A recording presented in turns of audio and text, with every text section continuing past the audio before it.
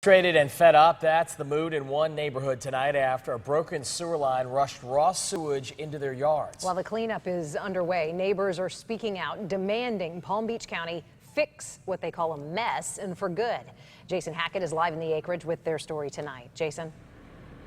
Shannon and Jay, a case of deja vu for people here in this neighborhood. For the third time in 5 years, raw sewage spilling into their streets and their yards, leaving behind a mess.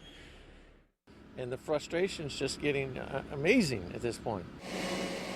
The first time, okay, it was a mistake. You know, things do happen. The second time, then you start scratching your head how screwed up this is. The third time, it's a complete mess. Neighbors in this Acreage neighborhood are sick to their stomachs, and it's not just the smell.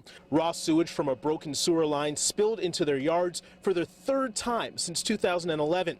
Crews have been out here all day trying to get the contaminated water out of the swales and canals, but the spill is leaving many to wonder how safe their well water is. The county said only a handful of people living in homes directly next to the broken line should be concerned. County water crews collected samples for testing today, hoping to get a better idea of the water quality. We spoke to the director of county water utilities, who wouldn't give many details on how this happened or why it's happened so frequently over the years. He told me the department will analyze the old sewage pipe once it's out of the ground and decide how to move forward. But neighbors here are afraid it'll happen again.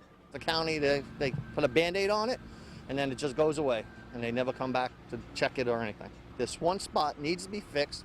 The road needs to be stabilized, and they got to find a better way, because now all our wells are going to have this water in it.